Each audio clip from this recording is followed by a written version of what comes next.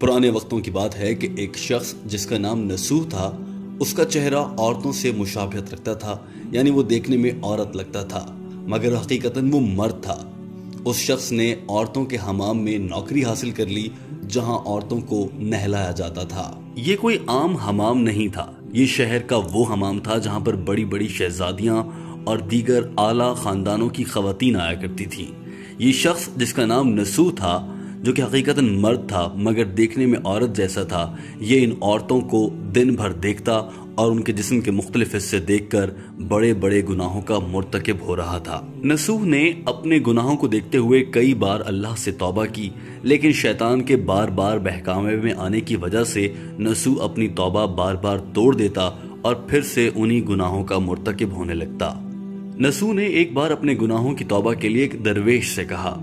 درویش نسوح کے گناہوں سے اچھی طرح واقف تھا مگر آج تک کسی کے ساتھ اس کا تذکرہ نہیں کیا تھا۔ اللہ والوں کی ایک خصوصیت ہوتی ہے، وہ درویش ہوتے ہوئے کسی کا بھی چہرہ پڑھ لیتے ہیں اور اس کا باطن جان لیتے ہیں، اس کے دل میں کیا ہے وہ بھی جان لیتے ہیں، لیکن درویش ہونے کی وجہ سے وہ کسی کے عیب سے اور رازوں سے پردہ نہیں اٹھاتے اور ان کی برائیاں جانتے ہوئے بھی خاموش رہتے ہیں۔ کچھ ایسا ہی درویش کی جانب سے کیا جا رہا تھا۔ درویش نے نسوح سے کہا کہ جن گناہوں کے تم مرتکب ہو رہے ہو، سچے دل سے اللہ تعالیٰ سے معافی مانگو، انشاءاللہ اللہ تمہیں معاف کر دے گا۔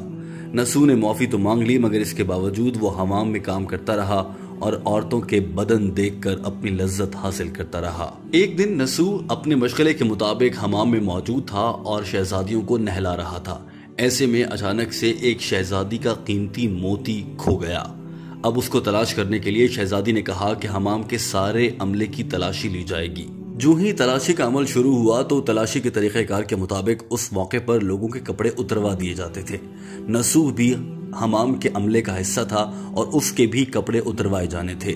نسوح یہ سوچ کر بہت خوفزدہ ہو گیا کہ اس کے کپڑے اتریں گے اور اس کی حقیقت دنیا کے سامنے آ جائے گی اور یقیناً شہزادی کے کہنے کے بعد بادشاہ اسے قتل کروا دیں گے۔ نسوح جو کہ بہت ڈر چکا تھا، اس نے موقع پا کر حمام سے فرار اختیار کی اور ساتھ والے کمرے میں جا کر اللہ سے دعا کرنے لگا کہ یا اللہ، میں نے کئی بار توبہ کی ہے لیکن میں بار بار اپنی توبہ توڑ دیتا ہوں اور پھر سے اسی گناہ میں لگ جاتا ہوں۔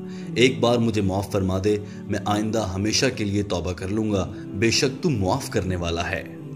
نسوح نے اللہ سے دعا کی کہ یا اللہ میری پردہ پوشی فرما، بے شک تو دوسروں کے رازوں پر پردہ ڈالنے والا ہے۔ نسوح اس قدر خوفزدہ تھا اور اللہ سے دعا میں اس نے یہ بھی کہا کہ یا اللہ اگر میں آج جھوٹی توبہ کروں تو بے شک میری دعا قبول نہ فرما۔ نسوح خوفزدہ ہو کر رو پڑا اور اللہ کے آگے سر جھکا کر زارو قطار اس حد تک روتا رہا کہ وہ بے ہوش ہو گیا۔ اب نسوح بے ہوش ہو چکا تھا اور تھوڑی ہی دیر بعد ایسا لگا جیسے اللہ نے نسوح کی دعا سن لی تھی اور اللہ نے اس کے سارے گناہ معاف کر دیے تھے اور آج نسوح کی جان بھی بچنے جا رہی تھی۔ نہ صرف جان بچنے جا رہی تھی بلکہ اس کے ساتھ وہ سلوک ہونے جا رہا تھا جسے جان کر آپ حیران رہ جائیں گے۔ اچانک سے حمام میں اعلان ہوتا ہے کہ شہزادی کا موتی مل چکا ہے۔ اس اعلان کے ساتھ ہی تمام لوگ خوش ہو جاتے ہیں اور نسوح جب اسے ہوش آتا ہے وہ یہ جان کر حیران رہ جاتا ہے کہ موتی مل چکا ہے اور اب تلاشی روک دی جائے گی، لہٰذا نسوح کا راز فاش نہیں ہونے جا رہا۔ جب نسوح ہوش میں آیا تو تمام شہزادیوں کے ساتھ ساتھ حمام کا سارا عملہ اس کے ارد گرد کھڑا تھا اور ساری عورتیں اس سے معافی مانگ رہی تھیں۔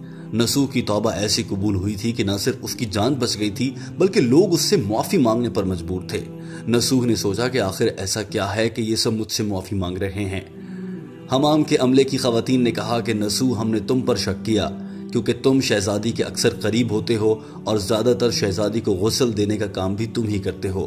ہمارا شک تم پر تھا لیکن ہم نے جان بوجھ کر تمہاری تلاشی میں تاخیر کی تاکہ تمہارے پاس اگر وہ موتی ہے تو تم خود ہی نکال دو۔ دوستو یہاں آپ کو یہ بتا دیں کہ توبۃ النسوح دراصل نسوح کے نام پر ہی ہے۔ یہ حکایات رومی سے لی گئی ہے اور اس کے مطابق ایسا ہی بیان کیا جاتا ہے اور بہت سے لوگ اس حقیقت کو جانتے ہیں۔ دوستو اس کے بعد یہ ہوا کہ نسوح نے توبہ کر لی تھی اور آج اس کی جان بچ چکی تھی۔ نسوح حمام سے باہر نکلا اور ہمیشہ کے لیے فیصلہ کر لیا کہ آئندہ کبھی حمام کا رخ نہیں کرے گا، لیکن نسوح کو اپنے کام پر مہارت اتنی تھی کہ شہزادیاں اس کا انتظار کرتی تھیں۔ اور بار بار مختلف شہزادیوں نے اپنی کنیزوں کے ذریعے پیغام بھجوائے کہ نسوح کو حمام میں بلایا جائے، لیکن نسوح نے چونکہ توبہ کر لی تھی اور اس نے دوبارہ حمام میں آنے سے انکار کر دیا۔ دوستو، یہی وجہ ہے کہ نسوح کے نام پر آج بھی توبتاً نسوح مشہور ہے۔ ہم امید کرتے ہیں کہ آپ کو یہ ویڈیو پسند آئی ہوگی اور آپ اسے دوسرے دوستوں تک بھی پہنچائیں گے۔ دوستو، اللہ سے توبہ کرنے کا بہت بڑا فائدہ ہے۔ اگر آپ کی توبہ دل سے ہو اور اللہ اسے قبول کر لیں تو انسان کی زندگی بدل سکتی ہے۔ آپ سے ویڈیو میں ہم یہ سوال کرنے جا رہے ہیں، کامنٹ کے ذریعے اپنی رائے کا اظہار کیجیے گا، کیا آپ نے کبھی دل سے اللہ تعالیٰ سے اپنے کسی جرم کی توبہ کی اور اس کے بعد آپ نے دوبارہ وہ جرم کبھی نہیں کیا تو آپ کی دعا بھی قبول ہو گئی؟ دوستو، اپنی دعا اور توبہ کا واقعہ ہمارے ساتھ ضرور شیئر کیجیے۔ ویڈیو دیکھنے کا بہت شکریہ۔